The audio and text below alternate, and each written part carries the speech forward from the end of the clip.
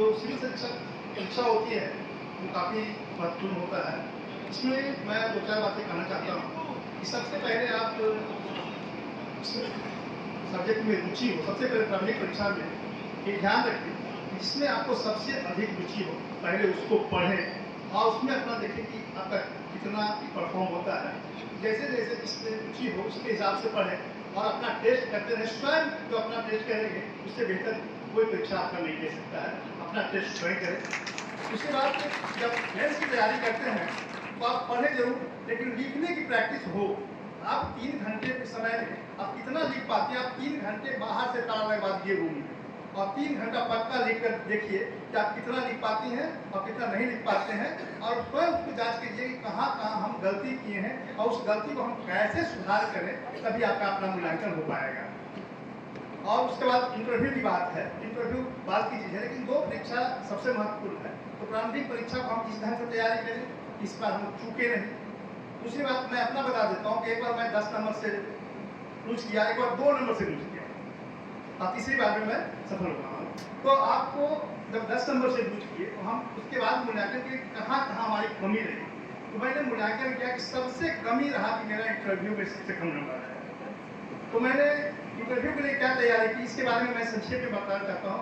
मैं एनएक के सामने बैठ कर क्वेश्चन का जवाब देखता था और देखता था कि मेरी बॉडी लैंग्वेज में क्या क्या कमी है, उसको मैं स्वयं मूल्यांकन करता था। तो उससे हमारा काफ़ी अचीवमेंट हुआ और जो पिछले बार 50 नंबर मिला था, अगले बार हमको 95 नंबर मिला इंटरव्यू में। तो अपना मूल्यांकन पूरा करेंगे। मेंस में आप जो भी जीएस की सब्जेक्ट बदल गया है, पहले जो हम लोग सब्जेक्ट दे देते थे अब जीएस 1 2 ब्रेक है, निबंध है, तो आप 3 घंटा उस सिलेबस के अनुसार लिख कर देखें।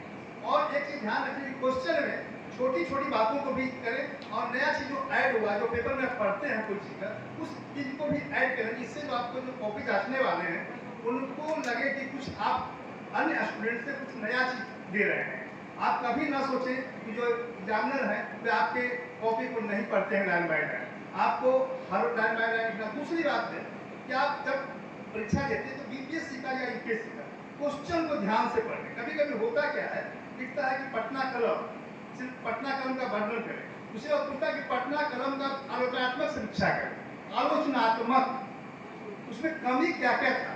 चाहे पार कला आलोचनात्मक समीक्षा करें, तो आलोचनात्मक समीक्षा में क्या किया, आप तो पढ़े नहीं आलोचनात्मक, तो वहाँ देखना होगा कि पहला मैं संक्षेप में इस पर आप करना चाहता हूँ डिटेल्स से क्या आलोचना में तो जो मूर्ति बनाया गया है पाल कला में, उसके आगे के भाग को दर्शाया गया, पीछे के भाग को नहीं दर्शाया गया, एक आलोचना हुआ।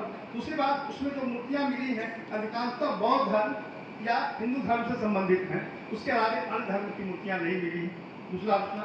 तीसरा आलोचना है कि भाई जो पाल कला है उसका विस्तार पटना, नालंदा, नवादा, गया आसपास तक हुआ, पूरे बिहार में उसका विस्तार नहीं है, ये आलोचना है।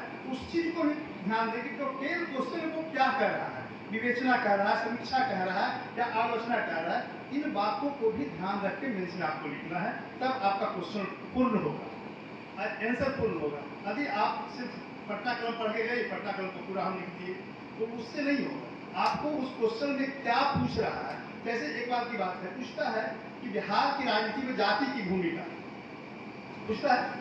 चाहे एक बार पूछा था सिर्फ कि बिहार के चुनाव प्रक्रिया का वर्णन करें। दोनों क्वेश्चन अंतर है या एक अंतर है, तो फिर भी लेकिन कहीं ना कहीं एक भी कह सकते हैं कि चुनाव प्रक्रिया क्या है, जो भारत की चुनाव प्रक्रिया है वही बिहार की चुनाव प्रक्रिया है। फिर पूछने की आवश्यकता क्यों पड़ी। यहाँ प्रश्न उठता है कि बिहार की चुनाव प्रक्रिया का वर्णन करें। दूसरा बात पूछता है कि बिहार में राजनीति में जाति की भूमिका, तो क्या क्या जाति की भूमिका होती है इसमें। उसमें हम संक्षेप में बता देते हैं आपको इस क्वेश्चन पर कि जाति की भूमिका क्या होती है। सबसे पहले कोई भी राजनीतिक दल क्या चुनाव करते हैं, उम्मीदवार का चुनाव करते हैं। उम्मीदवार के चुनाव में क्या ध्यान रखना चाहिए और क्या ध्यान रखते हैं, क्या ध्यान रखना चाहिए कि सबसे योग्य उम्मीदवार हो, लेकिन वो ध्यान नहीं रखते, बल्कि ये ध्यान रखते हैं कि किस विधानसभा में किस जाति की बहुलता है। अधिकांश उम्मीदवार तो पार्टी उम्मीदवार उसी जाति या जाति समूह के होते हैं।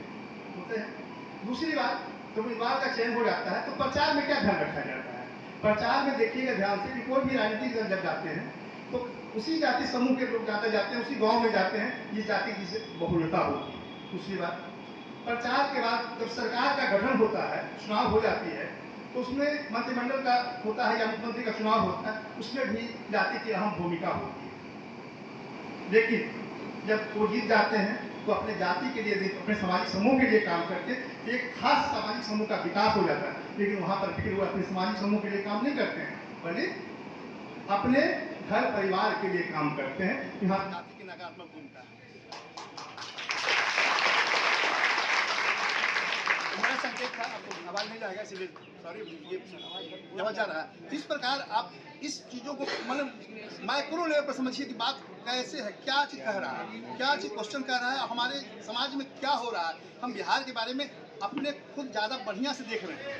इन चीज़ों को यदि अध्ययन करेंगे, इन चीज़ों को आप लिखेंगे तो निश्चित है कुछ नया चीज़ होगा। यदि आप इन चीज़ों को लिखेंगे तो जो भी क्वेश्चन है उसको ध्यान से पढ़िए। धर्म की भूमिका ये पूछ सकता है, फिर और भी क्वेश्चन है, जो भी क्वेश्चन है, चाहे चंपारण सत्याग्रह पूछे, चाहे जो भी पूछे, उसमें पूछ क्या रहा है, हम लिख क्या रहे हैं, इसमें कभी कभी अंतर के कारण हमारा मार्क्स नीचे चला जाता है। तो हम मार्क्स ऊपर उठाने के लिए हम जो प्रश्न पूछ रहा है उसको ध्यान से पढ़ें, 2 बार पढ़ें और उसके बाद लिखें।